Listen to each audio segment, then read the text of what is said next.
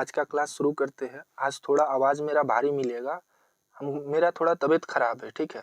लेकिन उसके बावजूद भी क्लास है। क्लास जब बोला गया है कि रेगुलर करेंगे, रेगुलर लेंगे, तो क्लास ले रहे हैं।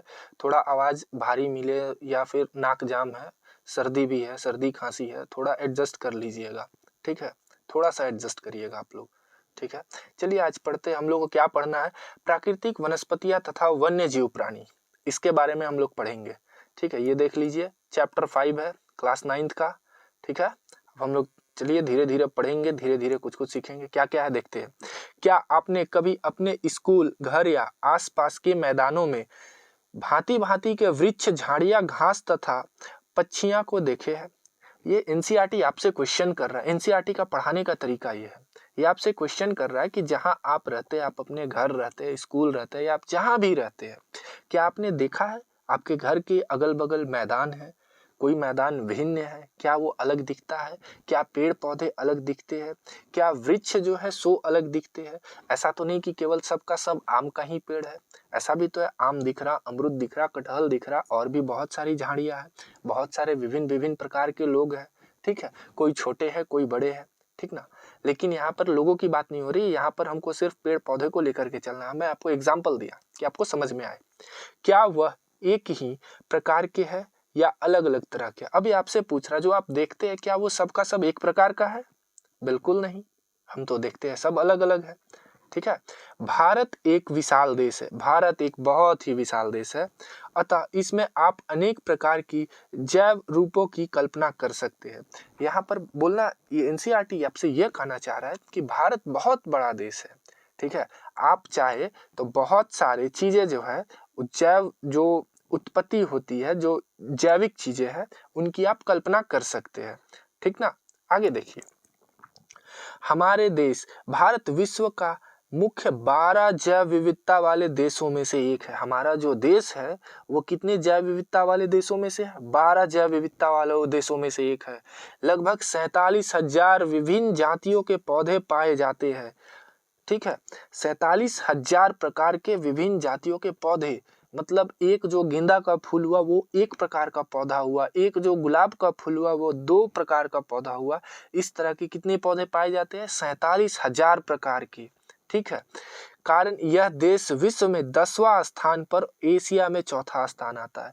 47,000 विभिन्न प्रकार की जातियों के पौधे पाने की वजह से हमारा जो भारत है, अगर देखा जाए तो इससे सिर्फ 9 देश ही ऐसे हैं जो इससे ज्यादा प्रकार की पौधे पाते हैं, मतलब पौधे होते हैं वहां पर।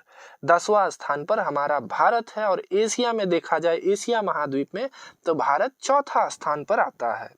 भारत में लगभग 15,000 फूलों के पौधे हैं, जो कि विश्व के फूलों के पौधे का 6% है। हमारे भारत में यही चीज बता रहा। मैं आपको एग्जाम्पल दिया था पौधा, यहाँ पर फूलों की बात आ गई, मतलब गेंदा फूल और रोज फूल जो है वो फूल है, पौधे नहीं है, ठीक है।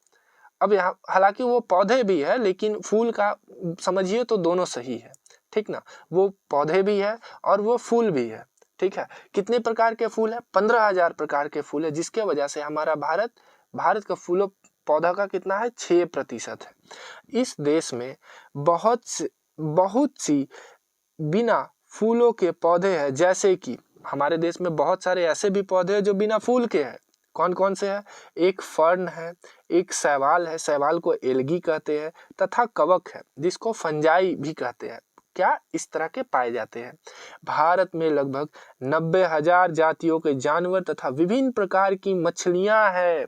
90,000 प्रकार की जातियां हैं और अलग अलग प्रकार की मछलियां का डाटा नहीं दिया है, ठीक है।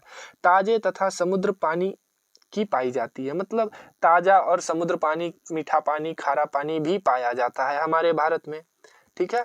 प्राकृतिक वनस्पतियां का अर्थ है कि वनस्पतियां का वह भाग जो कि मनुष्य की सहायता के बिना अपने आप पैदा होते हैं।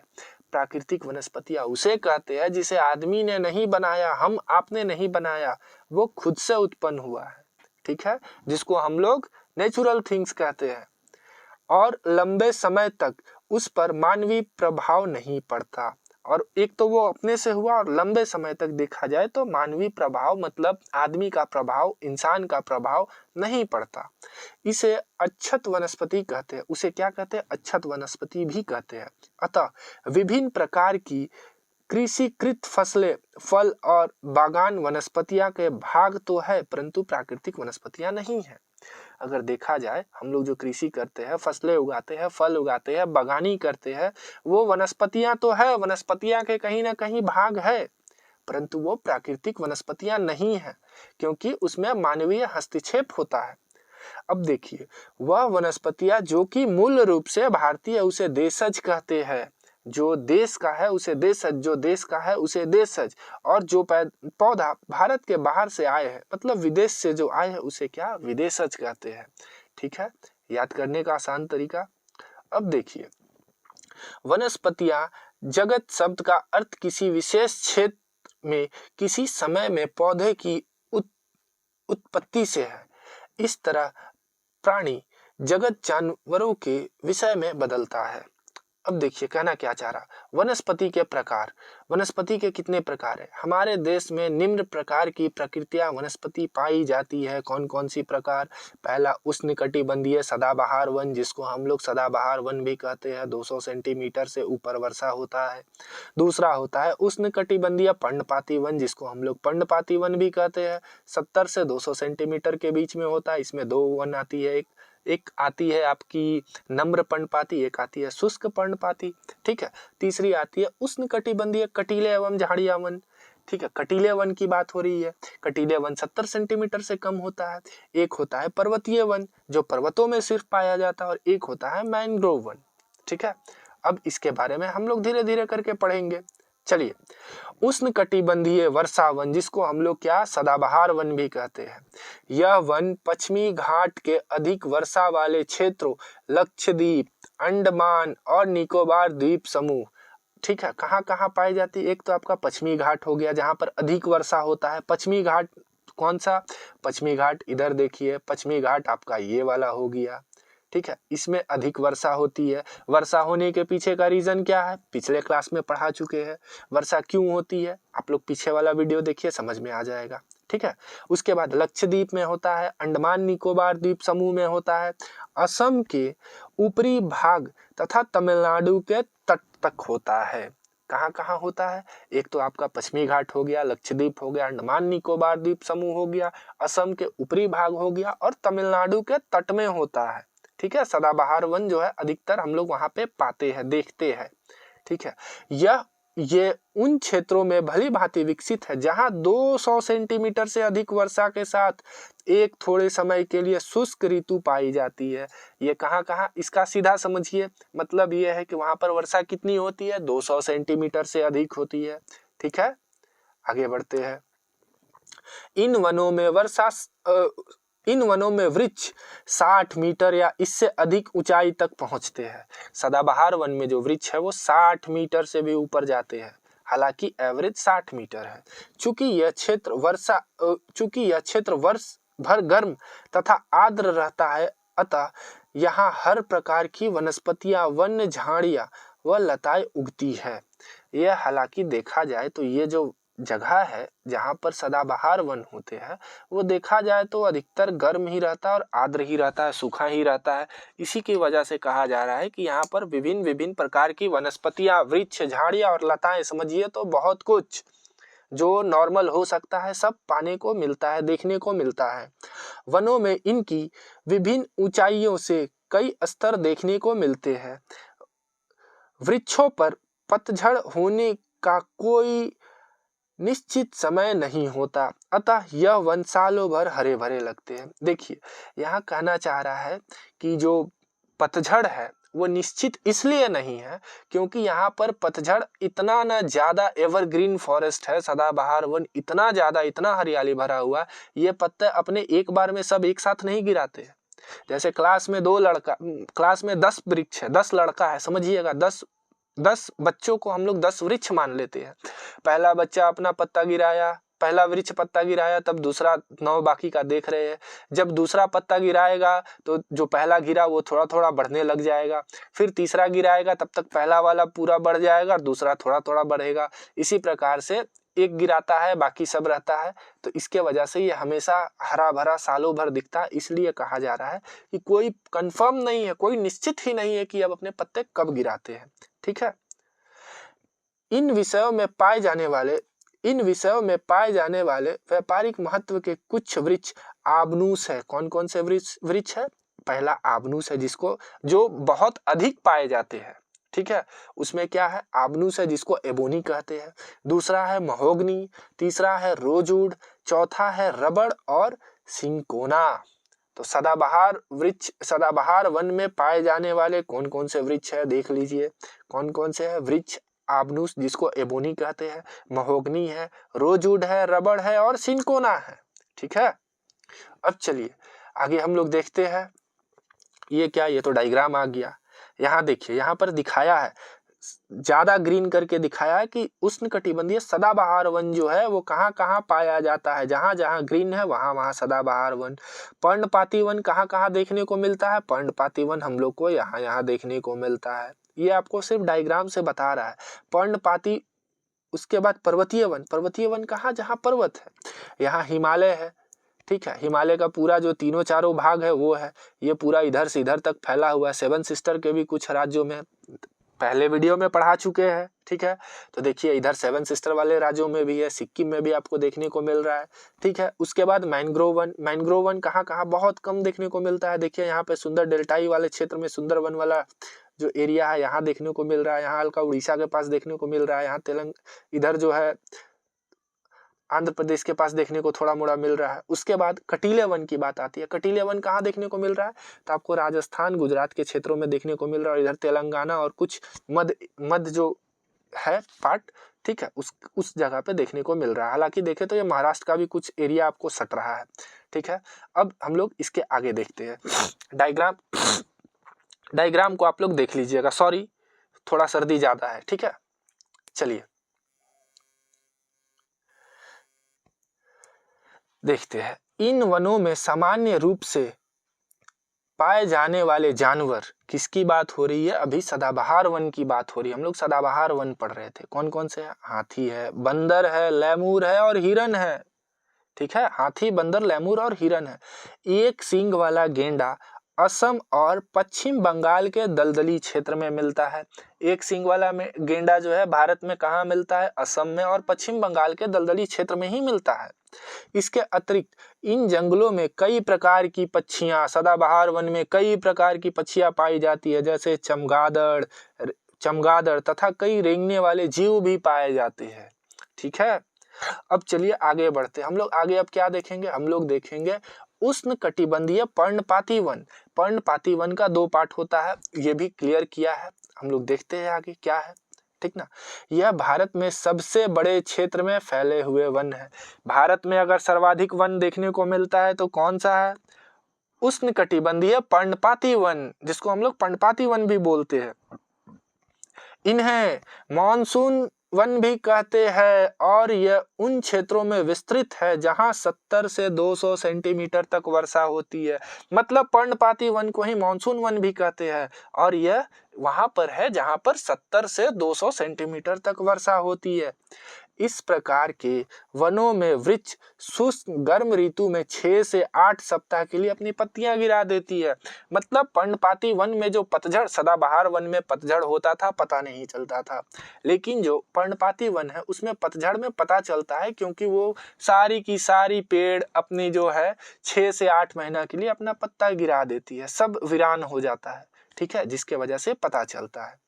चलिए, जल की उपलब्धि के आधार पर इन वनों को आर्द्र तथा शुष्क पर्णपाती वन में विभाजित किया गया है। जैसा जल का जिस तरह से वर्षा होती है, अब पर्णपाती वन जो बात हो रही है उसमें सिर्फ ऐसा नहीं है, सदाबहार वन की तरह नहीं है 200 सेंटीमीटर से ऊपर ही हो रहा। कुछ कुछ क्षेत्र ऐसे हैं जहां पर ज्यादा वर्षा होती है, कुछ क्षेत्र है जहां पर कम होती है। इसको हम लोग 2 पार्ट में बांट देते हैं। ठीक है, इनमें से आर्द्र या नम्र पर्णपाती वन उन क्षेत्र में पाए जाते हैं जहां 100 से 200 सेंटीमीटर तक वर्षा होती है।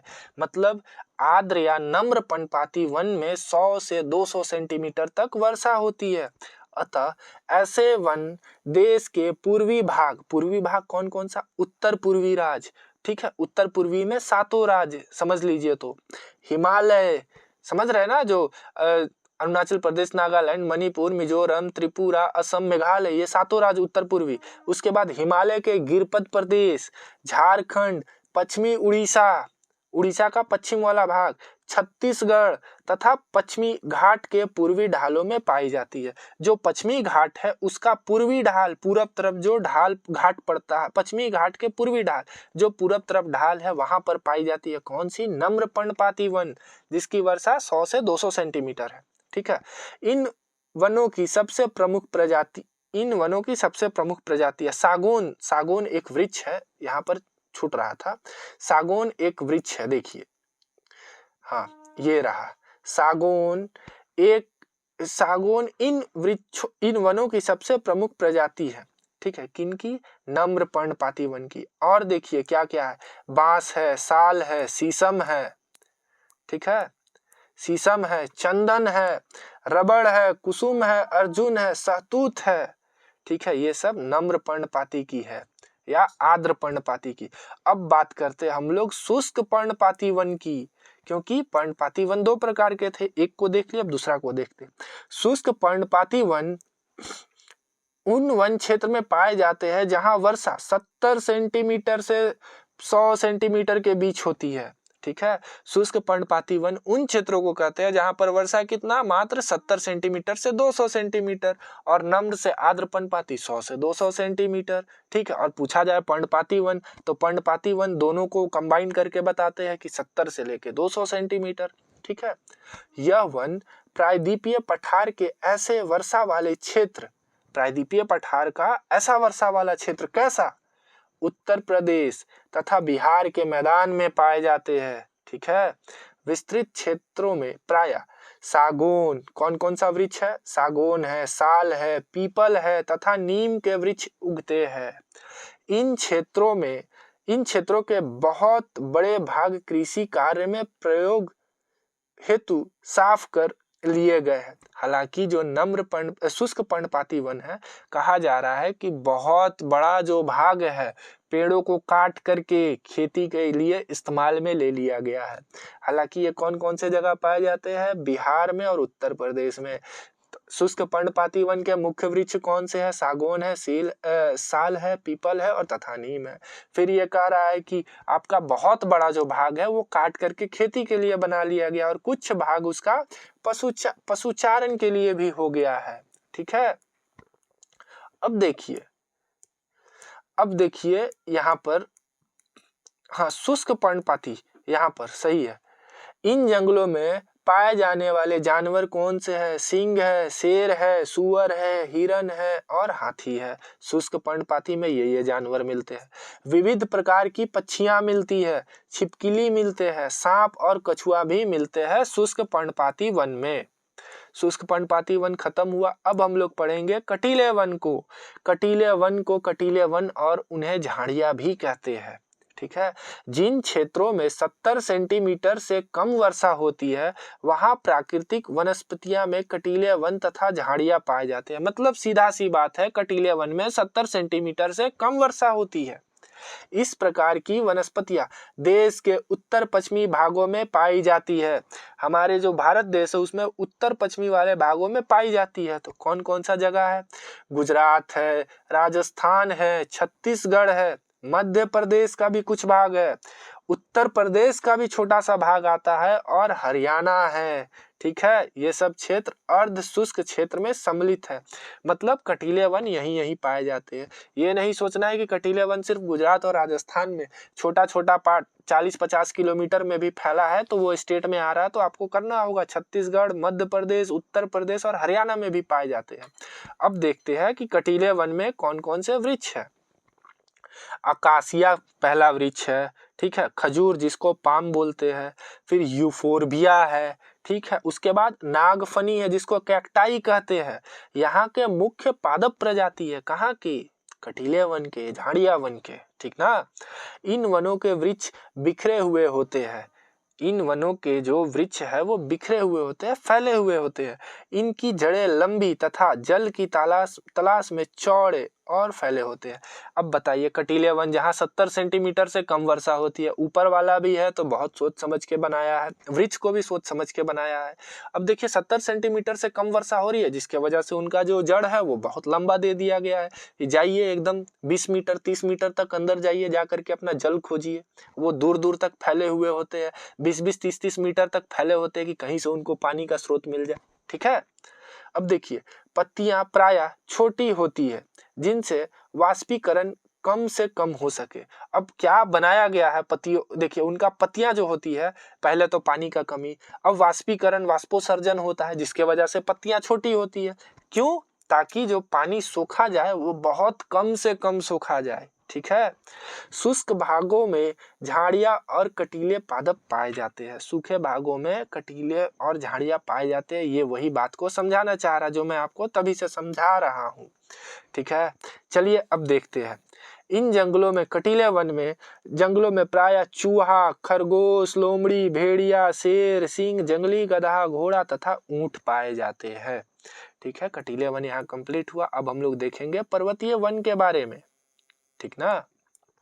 पर्वतीय वन, पर्वतीय क्षेत्र में तापमान की कमी तथा ऊंचाई के साथ साथ प्राकृतिक वनस्पतियां में भी अंतर दिखती है। पहले तो हम आप लोग को बता चुके हैं कि जैसे जैसे हम लोग ऊपर जाते हैं हल्का ठंडा डिग्री सेल्सियस जो है कम होता जाता है। पिछले वीडियो में आप लोग ये तो देख करके ही आए हैं, पूरा भरोसा है, ठीक है। पर्वतीय वन पर्वतों में पाया जाता है। हम लोग जैसे जैसे ऊपर जाते हैं, जैसे टेम्परेचर में बदलाव होता है, वैसे ही हम लोग को पेड़ पौधे में भी बदलाव दिखने लगता है, ठीक है। वनस्पतियां में जिस प्रकार का अंतर हम उष्णकटिबंधीय प्रदेश से टुंड्रा की ओर देखते हैं, उसी प्रकार का अंतर पर्वतीय भागों में ऊंचाई के साथ साथ देखने को मिलता है। यही बताना चाह रहा है कि हम लोग उष्णकटिबंधीय प्रदेश से जब टुंड्रा की ओर बढ़ते हैं तो हमें जिस तरह की हम लोग को अंतर देखने को मिलता है, ठीक उसी प्रकार जब पर्वतों में हम लोग ऊंचाई की ओर बढ़ते हैं तो हम लोग को अलग अलग प्रकार का देखने का मिलता है। क्या देखने को मिलता है? बहुत कुछ मिलता है, लेकिन आपको एनसीईआरटी में जो पढ़ना है वो सिर्फ 3 से 4 पौधे ही पढ़ना है, तो 3 से 4 पौधे ही पढ़ाएंगे, ठीक है। पहला, 1000 मीटर से 2000 मीटर तक की ऊंचाई वाले क्षेत्र में आर्द्र शीतोष्ण कटिबंधीय वन पाए जाते हैं। क्वेश्चन आता है आर्द्र शीतोष्ण कटिबंधीय वन कहाँ पाए जाते हैं, तो पहला होगा 1000 से 2000 मीटर की ऊंचाई पर। अब पूछा जाएगा कि आर्द्र शीतोष्ण कटिबंधीय वन पर या फिर 1 से 2000 मीटर की ऊंचाई पर कौन कौन से वृक्ष पाए जाते हैं, तो इनमें कौन कौन से वृक्ष पाए जाते हैं? चौड़े पत्ते वाले ओक और चेस्टनट, ठीक है। कौन कौन से वृक्ष? ओक और चेस्टनट पाए जाते हैं, जैसे वृक्ष की प्रधानता होती है, ठीक ना। ये बात को समझ गए। अब देखिए थोड़ा और ऊपर बढ़े हम लोग, तो 1500 से 3000 मीटर की ऊंचाई के बीच शंकुधारी, शंकुधारी समझ रहे हैं, ट्रायंगल का जो चौक होता है कुछ इस टाइप का शंकुधारी। आप लोग ये बताइए ये ऐसा होता क्यों है बर्फीले जगह पे? क्योंकि अगर बर्फ गिरे तो वो आराम से निकल जाए। अगर चौड़ा छत रहेगा, चौड़ा वृक्ष रहेगा, वृक्ष भी अगर चौड़ा रहता है तो बर्फ गिरेगा ऊपर टूट जाएगा, लेकिन शंकुधारी रहेगा तो बर्फ गिरेगा तो सीधे नीचे ससर के उतर जाएगा, ठीक है। वृक्ष, अब 1500 से 3000 मीटर की बात हो रही है। शंकुधारी वृक्ष जैसे चीड़, पाइन, देवदार, सिल्वर फर, स्प्रूस, सीडर आदि पाए जाते हैं। कहां से कहां? 15 से 3000 मीटर की ऊंचाई में। यह वन प्रायः हिमालय की दक्षिण ढलानों, दक्षिण और उत्तर पूर्वी भारत की अधिक ऊंचाई वाले भागों में पाई जाती। अधिक ऊंचाई इसलिए क्योंकि ये तो शुरू ही बोल दिया है 1500 से 3000 मीटर, ठीक ना। अधिक ऊंचाई पर प्रायः शीतोष्ण कटिबंधीय घास के मैदान पाए जाते हैं, और उससे भी ऊंचा अगर जाए तो अधिक ऊंचाई में हम लोग को क्या देखने को मिलता है? घास का मैदान देखने को मिलता है, जिसकी लंबाई 2-2 मीटर तक होती है, ठीक ना। अब देखिए प्रायः 3600 मीटर से अधिक ऊंचाई पर शीतोष्ण कटिबंधीय वन तथा घास के मैदान का स्थान अल्पाइन वनस्पतियां ले लेती है। अब 3000 से ऊपर हम लोग चले गए 3600 मीटर में, जब वहां पहुंचते हैं तो जो शीतोष्ण कटिबंधीय वन है और जो घास का मैदान है वो अल्पाइन वनस्पतियां के रूप में बदल जाती है, ठीक ना। इधर देखिए इसमें कौन कौन से वृक्ष है, सिल्वर फर है, जूनिपर है, पाइन है, बर्च है। इन वनों की मुख्य वृक्ष है, ठीक ना। जैसे जैसे हिम रेखा के निकट पहुंचते हैं इन वृक्षों के आकार छोटे होते जाते हैं। जैसे जैसे हम लोग हिम रेखा के निकट पहुंचते हैं वृक्षों के आकार धीरे धीरे छोटे होने लगते हैं। अंततः झाड़ियों के रूप के बाद वह अल्पाइन घास के मैदान में विलीन हो जाते हैं। झाड़ियों के बाद वो क्या होते हैं, अल्पाइन का घास का मैदान बनता है और गायब हो जाता है। इनका उपयोग जब वो घास बन जाता है तो क्या देखिए, इनका उपयोग गुज्जर तथा बकरवाल जैसे घुमक्कड़ जातियों द्वारा पशुचारण के लिए किया जाता है। अब वो घास के रूप में है, आए गुज्जर आ गए, बकरवाल आ गए, जैसे घुमक्कड़ जाति आए और धर के पशु चरवा दिए। बकरी भैंस तो नहीं मिलता वहाँ, जो उसका मेन जो पाया जाता है जानवर उसको लेकर के आते हैं, अपना भेड़ को लेकर के आए, खिया दिए, खाओ चलो मौज करो, ठीक ना। अधिक ऊंचाई वाले भागों में मॉस, लीचन घास, टुंड्रा वनस्पति का एक भाग है। अधिक ऊंचाई वाला जो भाग है वो मॉस का, लीचन घास का और टुंड्रा वनस्पति का एक भाग है। इन वनों में प्रायः, अब जो बात हो रही है 3600 समझिए कि पूरा लेकर के चलिए। इन वनों में प्रायः कश्मीरी महामृग, चीतड़ा हिरन, जंगली भेड़, खरगोश, तिब्बती बारहसिंगा, याक, हिम तेंदुआ, गिलहरी, रीछ, आइबेक्स, कहीं कहीं लाल पांडा, घने बालों वाला भेड़ तथा बकरियां पाई जाती है, ठीक है। ये पर्वतीय वन का बात हो गया, पर्वतीय वन का, पहाड़ी वन का बात हो गया। अब हम लोग देखते हैं मैंग्रोव वन। मैंग्रोव वन यह वनस्पति तटवर्तीय क्षेत्रों में जहां ज्वार भाटा आता है। ज्वार भाटा क्या है, इस पे अगर पढ़ाया जाए तो 15-20 मिनट बहुत बढ़िया से वर्ल्ड ज्योग्राफी जब पढ़ाऊंगा तो पढ़ाऊंगा कि ज्वार भाटा क्या है, ठीक है। तब अभी आप लोग बस इतना ही याद रखिए कि यह वनस्पतियां तटीय क्षेत्र में वहां पाई जाती है जहां ज्वार भाटा होता है। ज्वार एक बार उठता है एक बार गिरता है, वो ग्रेविटेशनल फोर्स की वजह से, मून का ग्रेविटेशनल फोर्स और सन का ग्रेविटेशनल फोर्स की वजह से जो पानी गिरता है, ऊपर उठता है और नीचे गिरता है, उसी को ज्वार भाटा, एक बार उठा ज्वार फिर गिरा भाटा, इसी को ज्वार भाटा कहते हैं। अभी बस इतना ही समझिए कि सबसे महत्वपूर्ण वनस्पतियां हैं। यह वनस्पतियां तटीय क्षेत्रों में पाई जाती है। ये वनस्पतियां भी सबसे महत्वपूर्ण लगता है, कुछ गायब हो गया एनसीईआरटी में, ठीक है। मिट्टी और बालू इन तटों पर एकत्रित हो जाते हैं। मिट्टी और जो बालू है मैंग्रोव वन के तट पर एकत्र हो जाते हैं, जमा हो जाते हैं। घने मैंग्रोव वन एक प्रकार की, आगे देखे, एक प्रकार की क्या चीज है, एक प्रकार की वनस्पति है। मैंग्रोव वन एक प्रकार की वनस्पति है जिसमें पौधे की जड़ पानी में डूबे रहते हैं। मैंग्रोव वन आपसे क्वेश्चन पूछेगा कौन से वनस्पति, कौन से वन में जो पौधे हैं वो पौधे के जड़ पानी में डूबे रहते हैं, तो एग्जाम्पल होगा मैंग्रोव वन, ठीक ना। गंगा, ब्रह्मपुत्र, महानदी, गोदावरी, कृष्णा तथा कावेरी नदी के डेल्टा भाग में यह वनस्पतियां मिलती है। मैंग्रोव वन कहाँ कहाँ मिलती है, क्योंकि वो तो पानी में डूबी रहती है, तो पहली बात तो वहीं मिलेगी जहाँ पानी होगी। पानी कहाँ कहाँ, नदी का नाम पूरा रट जाइए, रटना क्या है तो पता ही है, सुने ही होंगे। गंगा, ब्रह्मपुत्र, महानदी, गोदावरी, कृष्णा तथा कावेरी नदी के डेल्टाई भाग में, मतलब जो बे ऑफ बंगाल की खाड़ी में जो नदियां गिर रही हैं वहां आपको देखने को मिलेगा, क्योंकि डेल्टा उसी साइड बनता है। ये भी पिछले वीडियो में पढ़ा चुके हैं, ठीक ना। गंगा ब्रह्मपुत्र डेल्टा में सुंदरी वृक्ष पाए जाते हैं। गंगा ब्रह्मपुत्र जो डेल्टा बनाती है वहां पर सुंदरी वृक्ष पाए जाते हैं जिनसे मजबूत लकड़ियां प्राप्त होती है। सुंदरी वृक्ष से मजबूत लकड़ियां प्राप्त होती है, ठीक है। और देखिए नारियल, ताड़, क्योड़ा, एंगोर के वृक्ष भी इन भागों में पाए जाते हैं। मतलब डेल्टाई क्षेत्र में, डेल्टाई क्या, तटीय क्षेत्र में नारियल, ताड़, क्योड़ा और एंगोर के वृक्ष भी पाए जाते हैं। इस क्षेत्र में, डेल्टाई क्षेत्र में रॉयल बंगाल टाइगर प्रसिद्ध जानवर है, जो कि सिर्फ सुंदरबन डेल्टा में ही मिलता है। रॉयल बंगाल टाइगर और कहीं नहीं मिलता है, और मिलेगा तो चिड़ियाघर में मिलेगा, उठा के ले गए हैं, ठीक है। इसके अतिरिक्त और क्या क्या मिलता है, कछुआ मिलता है, मगरमच्छ मिलता है, घड़ियाल और कई प्रकार के सांप भी इन जंगलों में मिलते हैं। कहाँ पर मिलते हैं, मैंग्रोव वन में। आज के लिए इतना ही, मिलते हैं नेक्स्ट क्लास में। थोड़ा तबीयत खराब भी है जिसके वजह से अब देखिए अगला दिन मिलते हैं, ठीक है। आज के लिए थैंक यू।